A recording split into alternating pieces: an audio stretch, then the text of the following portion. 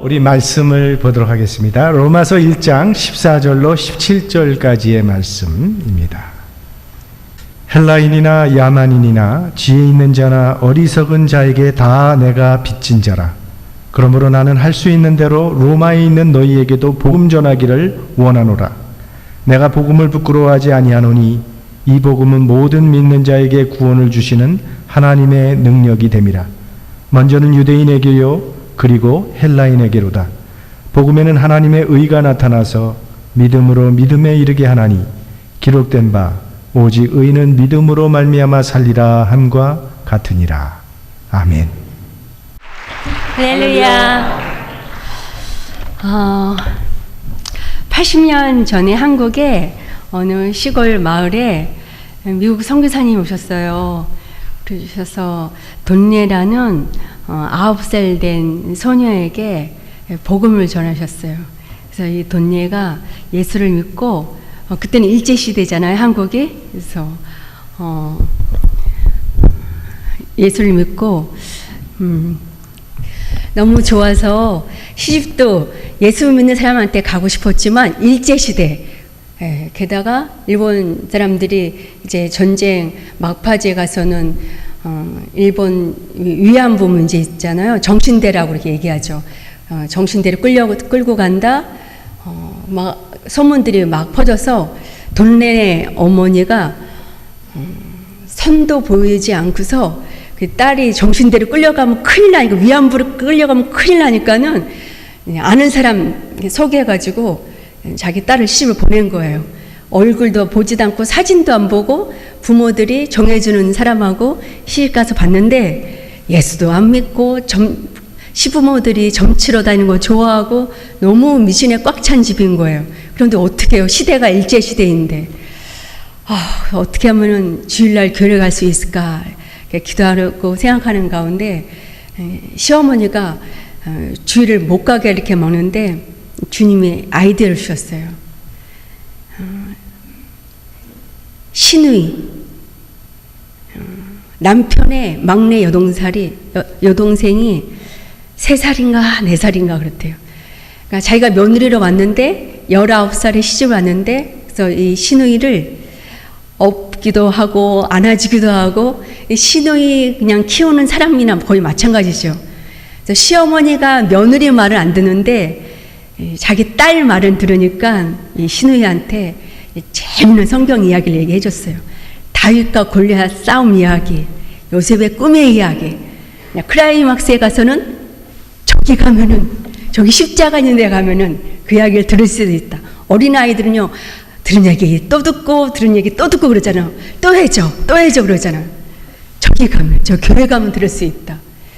며느리 말은 안 들어주는데 자기 딸이 주일날 교회 가겠다고 막 땡깡 부리니까는 할 수 없이 자기 딸을 보게 하기 위해서도 한국말로 하면은 애기 보는 사람처럼요, 이 며느리를, 돈네를 자기 딸과 함께 교회를 보낼 수밖에 없었어요. 그래서 이제 며느리인 돈네가 너무 감사하다 이렇게 생각을 해가지고 이제 교회를 안심하고 다니게 됐어요. 교회를 다니다가 이제 또 꿈이 생겼어요. 주님, 제가 이렇게 선교사들을 통해서 예수 믿게 됐는데 저에게 자녀 가운데서 주의 종이 꼭 나오게 해주십시오. 이렇게 기도를 했어요. 아들이 자녀를 5명이 나는데 큰아들한테 야, 신학교 가라, 목사 되라, 너무 그런 거예요. 안 했어요. 또 좀 이렇게 보다가 딸이 셋이거든요. 딸이 셋 있어서 막내딸, 셋째 딸한테 야, 딸아, 시집 가라. 응? 그 말을 해야지. 어머니가 야, 신학교 가서 목사 되면 어떻겠냐. 한국 사회에 여자 목사가 별로 없는 사회인데 딸한테 딸아, 너가 주의 종 됐으면 좋겠다 그러는 거예요. 이 딸이 좀 세상적이었는가, 준비가 안 되졌는가 싫다고 그랬어요. 그래도 이 돈네가 선교사회에서 복을 받았기 때문에 또 얘기를 하는 거죠. 신학교 가라, 주의 종 됐으면 좋겠다. 이 딸이 말을 안 듣고 이제 일반 대학을 갔어요. 그 목사 되실 거면 어떻게 했냐? 주의를 할 수 있지 않냐? 그런 말 하면 엄마랑 이제 얘기 안 하겠다고 이렇게 딸이 강경하게 얘기하더니 갑자기 일본 유학 갔다 와서 이제 지회종이 된다는 거예요. 선교사가 되겠다는 거예요. 이 돈내가 너무 좋아가지고 하나님께 감사 할렐루야 찬송을 불렀는데 그 돈내가 저희 어머니세요. 결국 저희 어머니의 기도로 신학교 안 간다, 목사 안 되겠다 그러더니 이제 일본에 유학생으로 와서 일본 문학, 일본어 전공했었거든요. 공부하다가 제가 헌신을 하게 됐어요. 남 얘기가 아니라 진짜 어떻게 보면은 미국, 영국, 영어권의 선교사님들이 우리 불모의 땅인 유교와 불교로 쩌든 한국에 복음을 전해주셔서 시골의 소녀가 예수 믿고 일제시대이고 이런데 그 일제시대에 압박 다 받았잖아요. 피해를 다 받았잖아요. 그런데도 불구하고 일본 선교사 된다 했더니 저희 어머니는 기도해 주시고 격려해 주시고 지금 90세 정도 되셨어요. 저를 위해서 매일같이 기도하시죠. 매일같이. 어느 정도시냐면요. 제가 이제 동경에서 오사카로 이제 개척 파송 나갔는데 전화가 오셨어요. 어머니한테. 지금은 이제 기도 잘 안 들리시는데 전화가 오셔가지고 잘 있냐 이렇게 물으시다가 교회는 어떠니? 그래서 그때 한 오사카 교회에 한 40명 정도 나올 때였어요. 그래서 한 40명 정도 나옵니다. 그랬어요. 그랬더니 이제 끊었어요. 다음에 또 전화가 오셨는데 교회 어떻게 되니? 그래서 그때도 한 40명 거의 똑같았었던 것 같아요. 그때는 이렇게 탄탄하게 한 사람 한 사람 양육하는 그런 제자 양육하는 그런 시기였기 때문에 한 40명, 50명 정도 나온다 그랬더니 야 지난번에도 40명 하는데 아직도 40명이냐? 아유 엄마, 어머니 자매들이 개척하는데 시간이 좀 걸리죠. 그랬더니 왜 여자라고 부모 못하냐? 저희 어머니가 그러시는 거예요. 열심히 누구보다도 가족 형제 가운데서도 어머니가 기도의 후원자로 기도해 주셔서 많은 선교사님들도 계시고 많은 주회종들도 있는데 겁없이 담대하게 무식이 용감이라고 담대하게 일본에서 씩씩하게 사역을 하고 있어요. 증인으로는 이 교회의 전도사인 전수연 전도사님이 증인으로 있기 때문에 거짓말을 할 수가 없죠. 근데 헌신하게 된 또 하나의 계기는 이제 일본 유학생으로 왔어요. 이제 일본 유학 오기 전에는 어떻게 해서 일본에 관심을 갖게 됐냐면 고등학교 2학년 때 돈황이라는 소설책을 읽었어요. 일본 사람이 지은 이노우에 야스시라는 작가가 쓴 책인데 중국의 툰황이라는 지역, 서역 툰황이라는 지역에 대한 배경으로 당나라 시대의 이야기를 소설화, 역사 소설을 쓴 거예요. 근데 저는 물론 한국어로 번역된 책을 읽었는데 그걸 읽고 쇼크를 먹었어요. 그때는 70년대 말이었기 때문에 중국이라고 얘기하지 아니하고 중공이라고 얘기했었죠. 어르신들은 아실 거예요. 중공이라고 했죠. 국교가 수립되지 않았었기 때문에. 그래서 중국을 갈 수도 없었고 중국과 한국이 문이 막혀져 있는 상황인데 일본 사람이 중국에 대해서 막 이렇게 글을 쓴 거예요. 일제 침략 이렇게 막 당해갖고 한국은 막 치가 떨리고 막 일본 그러면 막 담을 쌓고 그 살면서 한국 사람이 일본에 여행 갔다면 일본 전기 밥솥 사오고 전기 헤어 드라이어 사오고 일본 전기 제품 되게 좋아하는데 일상 뉴스나 매스미디어 사람들은 일본 욕 막 하고 근데 정작 일본에 관한 서적이나 이런 것들 너무 없고 근데 일본 사람이 중국에 대해서 우리가 아주 깜깜 무소식인데 벌써 일본 사람이 중국에 대한 걸 막 글을 썼어요. 그래서 쇼크를 먹었어요. 이렇게 까막노로 있다가는 우리는 일제에 또 침략 또 받을 수도 있겠다. 그리고 중국에 대해서도 아무 정보도 없고 아는 게 없는데 일본어를 좀 공부하면 더 많은 책을 읽을 수가 있겠구나. 책 좀 좋아해서 책을 읽을 욕심으로 이제 일본어에 관심을 갖게 됐어요. 그리고 하나님께서 저는 대학 진학할 때 철학과에 가고 싶었거든요. 근데 철학과는 떨어뜨리게 하시고 이제 일본어과를 이제 가게 하셨어요. 그래서 일본에 대한 관심 가졌었기 때문에 두 번째가 일본어과였는데 이제 일본어과 가서 이제 일본 문학을 전공하게 됐죠. 그래서 또 주님의 은혜로 전 3세에서 대학을 들어갔거든요. 그래서 대학 4년간 공부 열심히 해가지고 이제 가난한 집에서 효도하는 길은 공부 열심히 하는 거, 공부 잘하는 거 그밖에 없었기 때문에 대학 4년간 열심히 공부했어요. 보통 전 여대를 다녔는데 여대생들은 3학년이면요 3학년 때쯤에 미팅해가지고 약혼을 할 사람, 결혼할 사람 막 정하거든요. 근데 저는 4년 내내 밤 2시 전에 자본 적이 없어요. 열심히 공부해서 성공해야 되니까 효도하려고.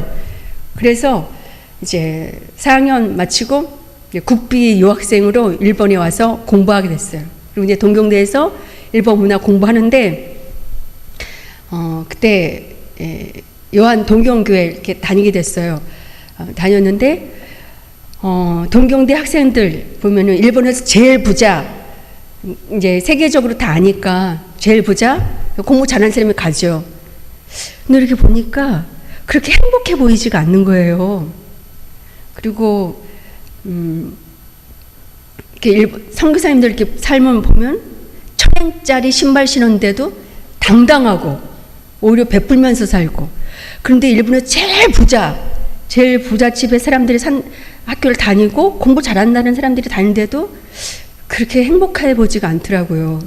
그리고 이제 또 결정적으로 딱 결심하게 된 건 동경대 안에도 성경 연구반이 있었어요. 성경 공부반이 있어서 거기 가서 또 참석을 했는데 어떻게 해서 권을 얻느냐 이 문제에 대해서 토론했는데 대답을 안 하고 말똥말똥 서로만 쳐다보고 있어요.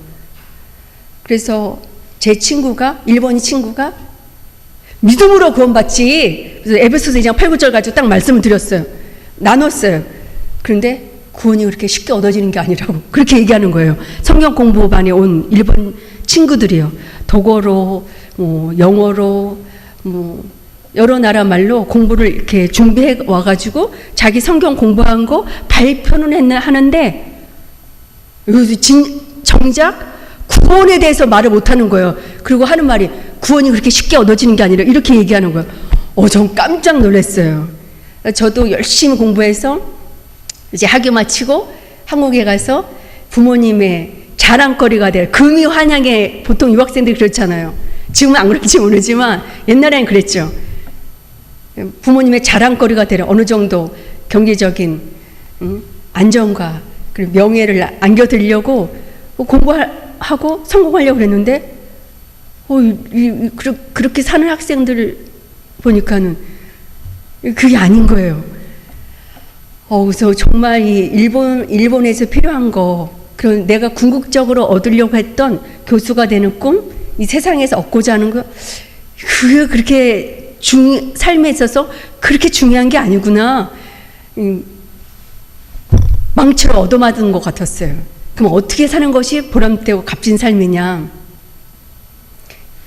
주님을 위한 삶. 그리고 또 일본에서 내가 하나님께서 인도해 주신 길이 일본인데 일본에 가장 필요한 게 무엇인가? 전도에 노동꾼이 필요하겠구나. 전도에 막노동꾼이 필요하겠구나. 그 생각이 딱 드는 거예요. 그리고 정말 한국에 있을 때는 그렇게도 신학교 안 가겠다 그러더니 결국은 우리 어머니의 기도로 내가 헌신하게 됐구나. 그래서 어머니에게 또 가족에게 얘기하고 헌신의 길을 가게 됐어요. 그래서 한국 가서 한 2년 반 훈련 받고 다시 돌아와서 동경의 교회에서 4년간 선교사로 사역을 하고 그 다음에는 이제 오사카 개척하게 됐어요. 그래서 오사카 이제 개척을 했는데 잘 모르죠. 또 무식이 용감으로 저는 사람에 대한 겁은 없어요. 왜냐면은 어머니가 정말 저를 위해서 어려서부터 주의 종이 되라고 기도를 해주셨기 때문에 예수 안 믿으면 다 죽은 영혼들이잖아요. 그래서 예수 믿는 사람이냐 믿지 않는 사람이냐 이게 중요하지 뭐 다 똑같죠. 부자나 가난한 사람이나 저 중학교 때도 이건희 씨 조카랑 중학교 같이 다녔어요. 민영환 씨, 민비의 증손녀, 민영환 씨의 증손녀, 저 중학교 같이 다니고, 한국의 정치, 경제 다 중심되는 사람들 다 같이 다녔는데, 다 인간은 죄인이고 다 똑같더라고요. 하나님께서 일찍부터 어떻게 보면은 주의 종의 길로 인도하셔서 세상 거 너무 허황된 거 쫓아가지 말라, 이거 알게 하시려고 그러셨는가. 88년도에 한국에 올림픽이라는 게 있었는데, 그때 이미 저는 87년에 일본에 왔거든요. 그랬는데 일본에서 NHK 방송국에서 한국에 와서 한 달 동안 한국을 통째로 소개하는 정치경제사회문화 톱10을 일본에 소개하는 방송물을 만드는데 통역, 번역 이걸 도와달라고 제의가 왔어요. 그래서 공짜로 올림픽도 보고 돈도 많이 벌고, 이미 국비 장학생으로 장학금 받았는데 한국을 갔죠. 그래서 다 봤어요, 진짜. 한국의 톱10을 정치, 경제, 사회, 문화, 조용필 씨도, 이미자 씨도 다 같이 만나고 사진도 같이 찍고, 코리아나라고 그 밴드도 있었어요. 그 올림픽을 선전하기 위한 유럽에서 활동하는 밴드도 있었는데 다 봤죠. 근데 다 똑같아요. 정말 우리 인간 죄인이라 우리 주님의 구원이 없으면 다 똑같더라고요. 그래서 세상 거 쫓는 저의 마음을 하나님께서, 야, 다 똑같은데 보람되게 살아야지, 값지게 살아야 되지, 그거 알게 해주시는가 동시에 이제 동경대에서 공부하면서 이제 헌신의 마음을 갖게 해주셔서 사람에 대해서는 그렇게 두려움이 없게 됐어요. 그런데 이제 동경에 있을 때는 부사역자로서 세부로서 이렇게 하다가 이제 담임 사역자로서 교회를 목회하고 운영해 가는데 이제 부족한 게 많죠. 그전에는 부족한 것이 있다고 생각지도 않았는데 해보니까 정말 저는 부족한 무능한 사람이더라고요. 이 시대에 전 면허도 없고 기계치예요. 기계를 잘 못 만져요. 그래서 스마트폰도 누가 하면은 먼저 전 아이폰을 쓰거든요. 갤럭시 4, 5 쓰면은 화면도 크고 되게 좋은데, 아이폰 해서 갤럭시를 바꾸면은 이거 다 누르는 거 너무 복잡하고 힘들어서 할 줄 몰라가지고 그대로 그냥 아이폰 애국하는 마음으로 다 갤럭시 썼거든요. 일본에서 삼성 거 팔아줘야 된다고. 근데 못 바꿔가지고 그냥 아이폰 썼었어요. 기계를 다룰 줄 아나, 컴퓨터를 저한테 먼저 메일을 보내야 답장을 보내지, 제가 어드레스 다 해가지고 이걸 못 보내요. 그래서 성교사님, 여기 아름다운 교회 전수연 전도사가 제가 오사카 있었던 교회에 학생을 있었는데 저한테 뭐 먼저 보내질 않으면 보내지를 못하는 거예요. 저의 속사정은 기계를 잘 못 만지고 이 컴퓨터도 잘 못 만지는 거예요. 그런데 제가 무능하니까는, 제가 능력이 없으니까는, 그러면 능력이 없는 사람이 지혜를 하면은 지혜의 교회가 안 되잖아요. 그러니까 주님께서 좋은 사람들을 막 보내주시는 거예요. 엄청 좋은 사람들을.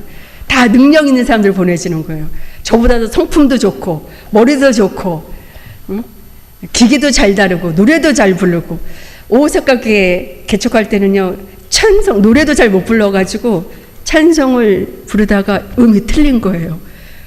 죄송합니다. 그래서 다시 찬송가도 다시 부르고, 반주도 못하죠. 그래서 전수연 전도사도 반주도 잘 못하고 한 손으로밖에 피아노 못 쳤다. 요번에 와서 들었어요. 한 손으로밖에 저는 한 손으로도 못 치니까는, 너가 할 줄 아니까, 너가 젊으니까 네가 해야지. 내가 하겠냐? 내가 배가 언제 너처럼 하겠냐? 네가 해야지. 전수연 전도사가 한 손으로 치다가 두 손으로 치다가 지금 피아노 잘 친다 하더라고요. 그래서 주님께서 좋은 사람 보내주셔서 오사카도 교회 개척해서 건축해서 오사카 교회도 빚 다 갚고, 그리고 7, 8년 후에 제가 이제 교토로 개척했는데, 또 무능하면 여전히 무능하면 아무것도 할 줄 몰라요. 지금 할 줄 몰라요. 지도도 잘 못 보고요. 근데 지금 더 에스컬레이터 됐어요. 주님께서 더 좋은 사람 보내주셔가지고, 동경에 있을 때는 제가 전도하고 양육한 건 아닌데, 동경대 학부 석사 박사까지 한 친구가 동경교회에 있을 때 일본인 친구인데 헌신하랬더니 헌신 안 했다가 교토에 뇌 연구하는 국립연구소가 있는데 그곳으로 취직 와서 연구원으로 취직해서 일하면서 1년 다니고 저희 교회에서 헌신을 한 거예요. 다 알죠. 뭐 다 거의 다 하죠. 그 다음 해에는 교토대 학부 때 경제학하고 석사 때는 이제 철학, 칸트 해서 영어는 기본이고 불어, 독어, 라틴어 그렇게 하는 청년이 헌신을 했어요. 그래서 저를 열심히 도와주고 물론 전도사님도 있고 일본인 간사님도 있고 저는 신학교 졸업하고 1, 2년을 인턴 기간으로 보고 전도사에 합격한 사람이 전도사로 임명을 받거든요. 근데 그런 사이에 주님께서 또 사랑을 붙여주셔서 철학을 전공했는데 석사는 그리스어를 전공한 거예요. 근데 교토대 학생인데 교토대에 그리스어 전공한 교수님이 안 계셔요. 그럼 네가 아는 그 지식을 어떻게 증명하냐? 불어나 독어로 증명해라. 그래서 발표할 때는 불어나 독어로 증명, 영어는 기본이고요. 그런데 학부 때 스피노자를 연구해서 라틴어랑 네덜란드어가 되는 거예요. 아키드어, 아카드어, 고대 근동어, 슈메르어를 하는 거예요. 신학교에서 공부할 수 있는 조건을, 언어적인 조건을 다 준비한 청년이 저희 교회에 있는 거예요. 그래서 저희 동경에 신학교가 있는데 일본 사람으로, 그 전까지는 한국 사람이 그리스어도 가르치고 그랬는데 일본 사람들이라면 괜찮은데 한국 사람들은 이해하기 좀 어려운 부분들이 있었거든요. 근데 일본 사람이 일본인이 더 신학생이 많아요. 일본어로 그리스어로 가르치니까 일본 사람은 알아듣기 쉽고 만약에 모르는 한국인이 그 일본어를 잘 몰랐으면은 다시 영어나 다른 언어로 물어볼 수가 있기 때문에 신학교에서도 아직 신학생도 아닌 석사 학생인데 저희 교토교회 일본인 형제인데 이 형제가 가르치는 거예요. 그래서 예를 들면은 제가 무능하니까요. 주님이 그래서 저 빼고 운전도 다 하고 저 빼고 모든 능력자가 그냥 한두 사람만 능력 있는 게 아니라 그냥 거의 다 그래요. 성도들이. 그래서 다 놀래고 있죠. 주의 종은 주님께 그냥 순종만 하고 가만히 기도만 하고 있으면은 주님께서 다 인도하시는구나. 전세한 전도사는 옛날에 저만 보고 옛날에는 좀 훈련을 세게 했었나 봐요. 근데 세게 했는 건지 어쨌든 저는 잘 생각이 안 나는데 엄청 세게 했다고 오늘도 식사하면서 성교사님 12시까지 붙잡아 두셨어요. 막 그러는데 그렇게 안 하는데 그랬거든요. 네. 주님께서 내가 연약하고 내가 능력이 없으니까 주님의 일은 주님의 일이 되게 하기 위해서 사람들을 막 붙여주셨어요.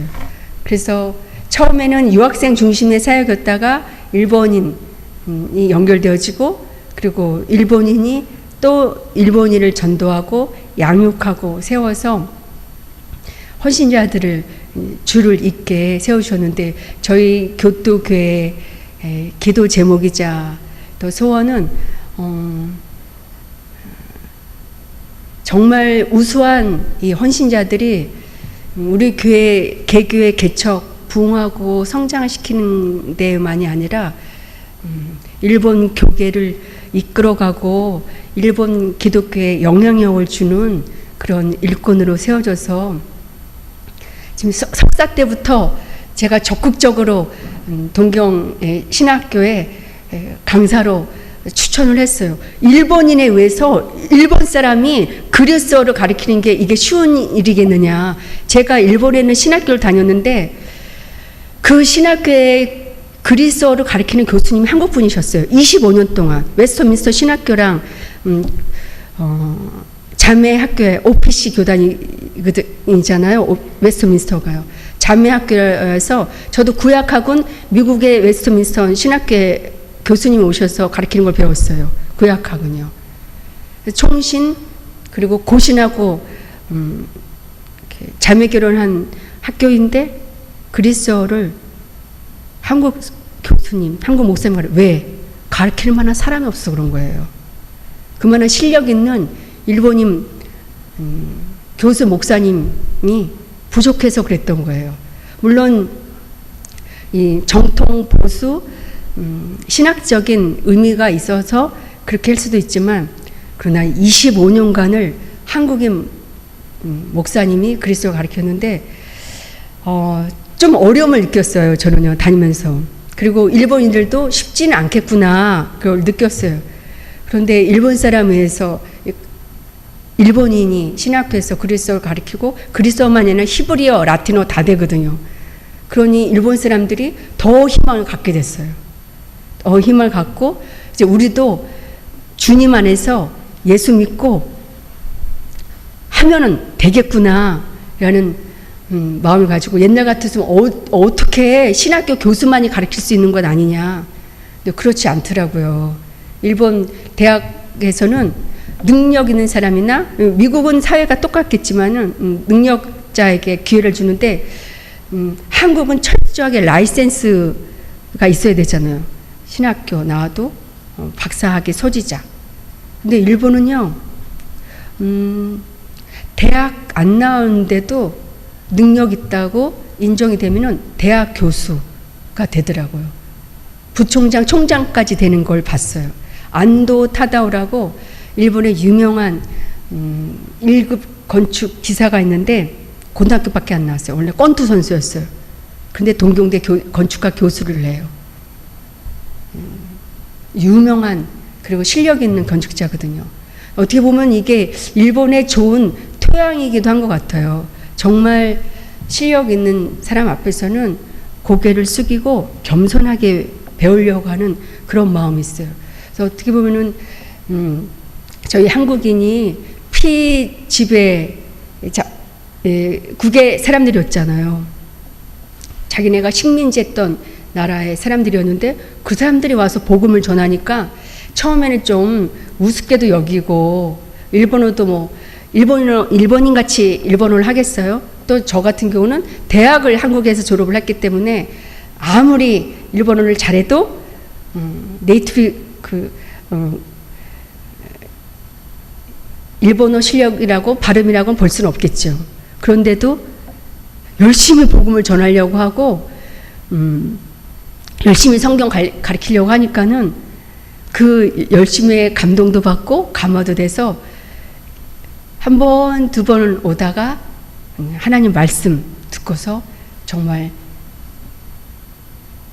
주님 앞에 무릎 꿇고 그리고 세례받고 헌신하고 지금은 동역자로 같이 사역을 하는 그런 은혜를 저희들은 목격하고 계속해서 저희 교회 그리고 우리 함께 온 한승희 선교사님 우리 팀의 선교사들 교회 안에서도 이러한 일들이 빈번히 일어나고 있어요. 저만 잘하는 거 아니고 저만 열심히 하는 거 아니고요. 정말 주님 앞에서 우리 한국인 선교사라 할지라도 한국인이라 할지라도 열심히 복음 전하려고 하는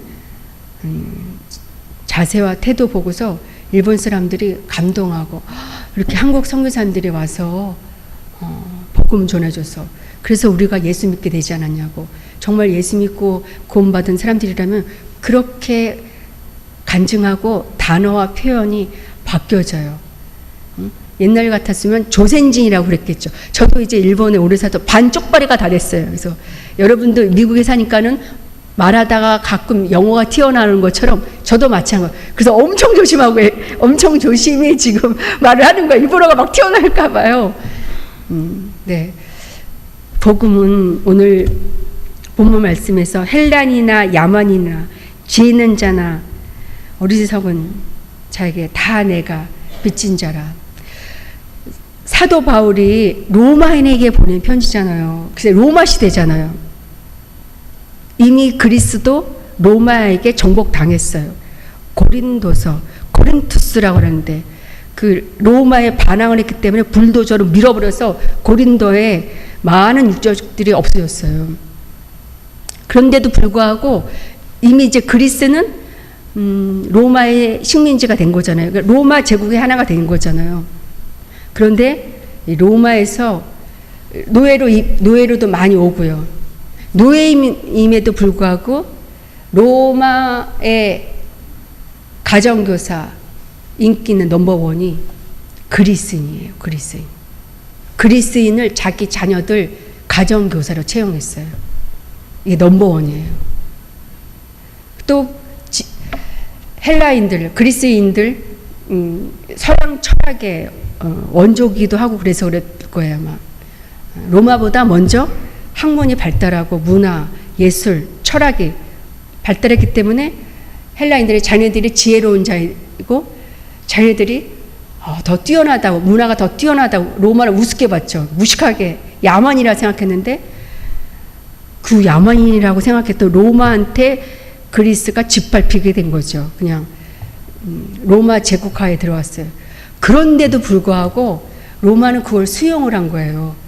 그리스 사람들의 지혜로움, 학문적인 발달 이거를 다 인정해서 자기네 집에 로마의 원로인데도 불구하고 가정교사로는 자기 자녀 가정교사로는 노예인 그리스인들을 헬라인들을 채용했어요. 그러니 그리스인들의 자부심이 얼마나 뛰어났겠어요. 그러니까는 뭐 헬라인에게는 지혜, 유대인에게는 능력, 맨날 사도 바울이 그것을 주장했는데 어떻게 보면 지금 뉴욕이 이 세상의 중심이죠. 경제, 말 안 해도 다 아는 사실. 그런 데서 우리 한국인들이 점점 위상이 높아지고 일본에서도 마찬가지예요. 하나님께서 이 마지막 세대에 우리 한국 그리스도인들을 쓰시려고 그러셔서 한류 붐까지 불어주셔서 어떻게 보면 자기네들이 지배했던 그 나라 한국의 조선 반도에서 온 사람들인데 미국 선교사님들 맨 처음에 많이 왔죠. 서양 선교사님 교토 시내만 하더라도요. 교회가 그렇게 크리스찬 숫자가 없다는데 120개 일본인 교회가 있어요. 왜냐하면